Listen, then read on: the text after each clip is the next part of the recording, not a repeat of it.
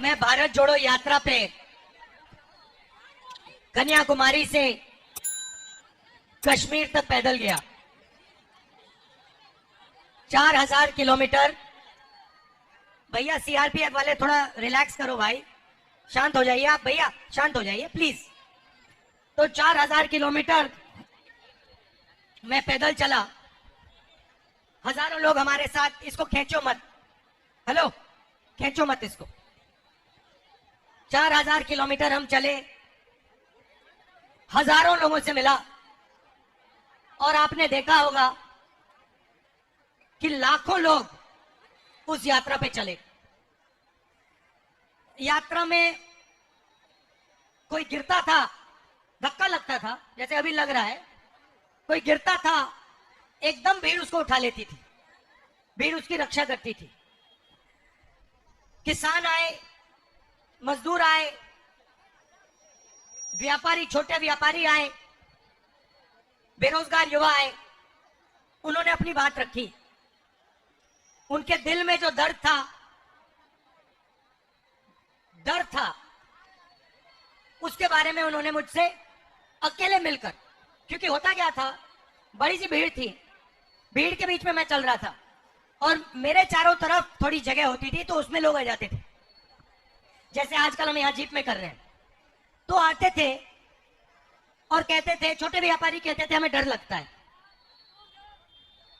कल का नहीं पता क्या हो जाए। ऐसा माहौल बन गया है। पूरी यात्रा में मैंने नफरत कहीं नहीं देखी। बीजेपी के लोग भी आते थे, आरएसएस के लोग आते थे, जैसे ही वो यात्रा में आ जाते थे वो प्यार से बोलते थे। तो ये देश मोहब्बत का देश है, ये देश नफरत का देश नहीं है। और ये देश जब भी मजबूत होता है, ये जब भी मजबूत होता है जब ये एक साथ मिलकर काम करता है। जैसे कोई भी परिवार में, आपका नाम क्या है? बलिया से प्रभात सिंह जी। अगर आपके परिवार में भाई भाई के बीच में लड़ाई हो जाती है तो परिवार मजबूत होता है, कमजोर होता है? बोलिए बोलिए। कमजोर होता है, कमजोर होता है। तो अगर देश में भाई भाई से लड़ जाए तो देश मजबूत होगा, कमजोर होगा? कमजोर होगा। तो सबसे बड़ी देशभक्ति क्या होती है? देश को एक साथ करना, एकजुट करना। तो देश को एक साथ करना, एकजुट करना, जोड़ना ही इस देश की देशभक्ति है। और सुनिए, देखिए, अजीब सी बात थी इस देश की, मैं आपको शक्ति बताना चाहता हूं। जैसे अभी मैं यहां आया, मंदिर में मैंने मत्था टेका, गंगा जी का प्रणाम करने आया हूं मैं। उसके सामने, गंगा जी के सामने, मैं यहां अहंकार से नहीं आया हूं,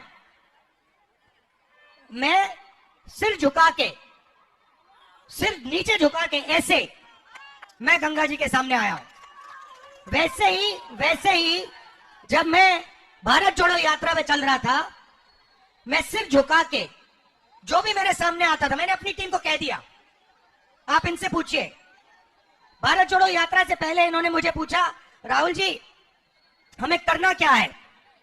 मैंने उनको कहा, देखो, यात्रा में बहुत सारे लोग मुझे मिलने आएंगे, गरीब लोग आएंगे, अमीर लोग आएंगे, सब के सब लोग आएंगे, सब बोलेंगे।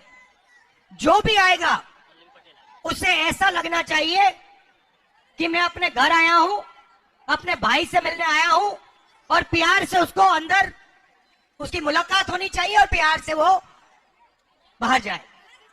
तो जब हम ये कर रहे थे, सुनिए भाई, शांत हो जाए, जब हम ये कर रहे थे, अरे भाई आ रहा हूं, नाम क्या है तुम्हारा?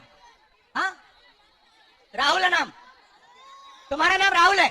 आ जाओ ऊपर, आ जाओ, आ जाओ, आ जाओ ऊपर, आ जाओ राहुल। तो जब हम चल रहे थे, हमें कोई थकान ही नहीं हुई। सुबह 6 बजे शुरू, शाम के 7 बजे खत्म होती थी, 12 घंटे चलते थे, कोई थकान नहीं। क्यों? क्योंकि देश की शक्ति हमारे साथ उस यात्रा में थी। क्या नाम है तुम्हारा? नाम क्या है तुम्हारा? यहाँ बैठ जाओ, आ जाओ, ऊपर आ जाओ। अरे आ जाओ भाई, बैग तो छीनेंगे वो, उनको भी अपना काम करना है। यहाँ बैठ जाओ। अब देखो, ये अब एक राहुल दूसरे राहुल से बात करेगा।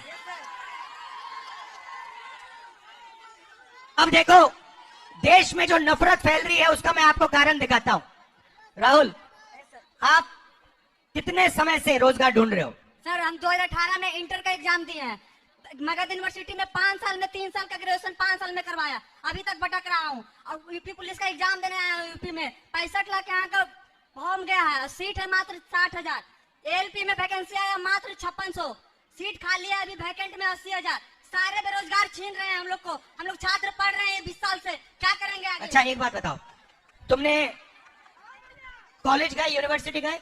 यस सर, ग्रेजुएशन है, अभी पीजी कर रहा हूँ मगध यूनिवर्सिटी से। अच्छा, आपने इसमें कितना पैसा डाला है? क्या सर? मगध यूनिवर्सिटी कितना खर्चा किया पढ़ने में, पढ़ाई में? शुरुआत से लेकर आज तक कितना पैसा दिया आपने? पटना में पापा ने, आपके पापा ने? शुरुआत से तो काउंट ही नहीं कर सकते हैं सर, 5 साल से तो पटना में रह रहे हैं। मगर कितना? 5,000 लगता है वहाँ सिर्फ रहने खाने में, कोचिंग छोड़कर। तो कितने रुपए लगा दिए आपने इसमें? बहुत क्या, 5 से 10 लाख रुपए ऐसे एक भाई है। हम तो ऐसे हमारे जैसे कितने लोग हैं, एक अगर हम एक ही भाई थोड़ी है ना सर, घर में बहुत सारे लोग पढ़ने वाले रहते हैं। तो आपने 2-3 लाख रुपए तो लगा दिए होंगे इसमें? उससे ज्यादा, उससे 5 गुना ज्यादा, 10 लाख रुपए लगा दिए होंगे। हम आराम से अभी बचपन से आराम से हो गया। तो आपने 10 लाख रुपए रोजगार पाने के लिए लगाए थे? Yes sir.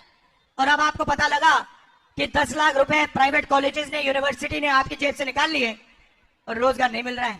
नहीं मिल रहा है, नहीं मिल रहा है? नहीं मिल रहा है। आपको क्या लगता है कितने सालों में मिलेगा आपको रोजगार? एक दिल की बात बताना चाहता हूँ सर। जैसे पहले, आज के 1 से 2 साल पहले, आपके भारत न्याय जोड़ो की यात्रा के पहले कांग्रेस को लोग विलुप्त मान चुका था। आपने, हम कांग्रेस से कार्यकर्ता नहीं हुआ, मैं इस देश का छात्र हूँ, तो उस देश के नाते बोलना चाहता हूँ। आज के 1 से 2 साल पहले कांग्रेस के लोग हल्के में ले रहे थे, क्योंकि बीजेपी का मुकाबला नहीं कर सकता था। लेकिन उसके बाद जैसे आपके भारत जोड़ो की यात्रा स्टार्ट हुई है, लोग आपको मैच्योरिटी से, गंभीरता से लेते हैं। नहीं सुनो, वो सब ठीक है, मगर अभी हम बेरोजगारी की बात कर रहे हैं। हाँ, तो आपसे उम्मीद, पूरा बात सुनिए ना सर, आपसे पूरा लोगों को उम्मीद है, बिहार के पूरा लोगों को उम्मीद है आपसे। हम जहाँ तक हम सुन के पाते हैं, आपसे इस बार के इलेक्शन में पूरा उम्मीद है, और चाहते हैं नरेंद्र मोदी की सरकार बदले और छात्र बेरोजगारों को हित कर। अच्छा, अब एक बात बताओ, आपको नोटबंदी से फायदा हुआ? नहीं सर, कोई फायदा नहीं हुआ। नोटबंदी से क्या फायदा होगा हमें? अच्छा, अच्छा, थैंक यू ब्रदर, धन्यवाद। अच्छा, नोटबंदी से यहाँ किसी को फायदा हुआ? करें, बैग मिल जाएगा, बैग मिल जाएगा, अभी देंगे। ठीक है। तो देश में 2 सबसे बड़े मुद्दे हैं। कौन से मुद्दे हैं? बेरोजगारी, और दूसरा बेरोजगारी, और अब जहां भी देखो आपको 2 हिंदुस्तान दिखेंगे, एक अरबपति वाला और एक गरीबों का हिंदुस्तान। सही? अब देखो, ये मीडिया वाले, ANI वाले, ये सब टीवी पकड़े हुए हैं यहाँ पे, इनको देखो,